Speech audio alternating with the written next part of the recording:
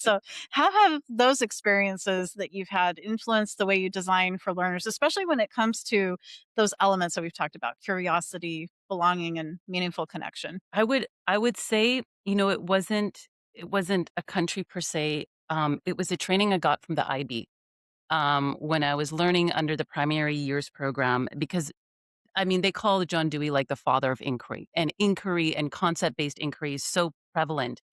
And everything that I learned was, I mean, John Hattie would have loved it, He's all these when I read visible teaching, my mind was blown, and I'm like, "Oh my goodness," So, I wouldn't really say per se it was like a specific country or cultural experience. It was me always being curious, always asking questions. I mean, sometimes I drive people crazy with all my questions, but, Trevor McKenzie, he advocates all the time. He's like, build question competency within your learners. And I remember one time I was teaching a grade 6 class and the whole period was filled with me writing down their questions. And they were like all engaged. They were talking to each other and it was just it was launching a new unit. I think it was light. Like how exciting is light? This is when I was teaching the British curriculum, 6 weeks of light. But oh my goodness, did we make it work, and those kids got so curious. So it's really about it's about the curiosity and the willingness and the openness, to acknowledge like, "Hey, I have bias, shading this perspective view. How are you seeing this?"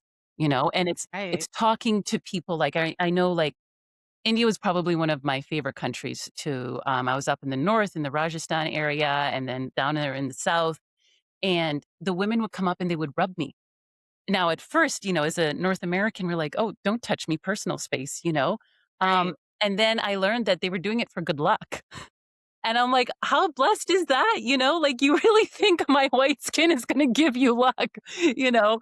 And but it was and then, they would chat and they share a part of themselves every time they talk to you, And when someone shares a part of themselves and they help open your eyes to understand the world better. Because at the end of the day, we I always wanna know why. Like, that is my primary question. My mom was a teacher, spent 35 years in the classroom, and she's like, "There was a big difference between you and I," and she's like, "You always wanted to know the background of your kids. You always wanted to know what made them tick, why they behaved a certain way." And I said, "100%. Because if I don't know what is causing those friction points, those constraints, those blockages, how will I ever know what they need to access to feel safe and to be open to learning?" Right, So, right. Oh, so um true. Wow. And I think that can translate to workplace training too, because oh I my think goodness, so yeah. many times the trainer or the facilitator will just want to get the content out there, right? Doesn't And happen that way. train it. And yeah, it doesn't happen that way. It's so funny too, because one of my coworkers, she's kind of new. And if she listens to this, she'll know who she is and she'll just laugh probably.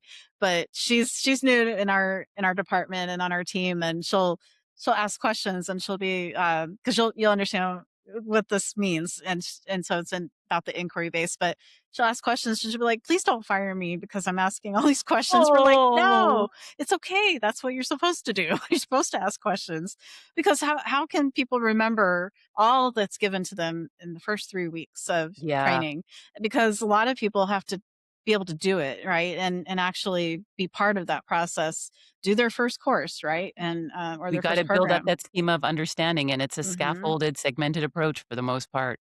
Right, Yeah, exactly. And it's okay if you can't find something in the training material, then you can't find it. Ask, and it's okay. And so I think it's a culture shift, right? And it's yeah. behavior shift because I think so many times I've been at companies and it's like just keep your head down and just work and Yeah. then go find it. And, and it's like, wait, we should all be part of a community and collaborate with each That's other.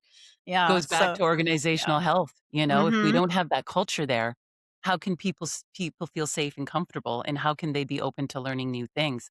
Like, what's their motivation, you know? Right. If they're being shut down, they're not being heard, why would they want to learn something new that takes valuable time out of their day that they could be spending, to knock off the tasks, check off the clock and go home?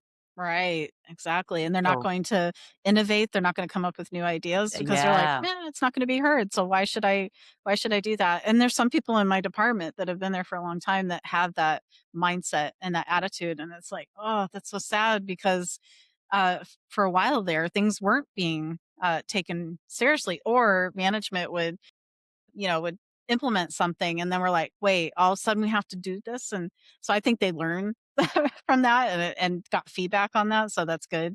So, they've improved since then, but it's so true, not just in the classroom, but I think in the workplace. Yeah, I that's think so when there's a important. real omission of trust and respect and humility in the it can be a huge shift in paradigm when the Mhm. opposite is done. Right. So true.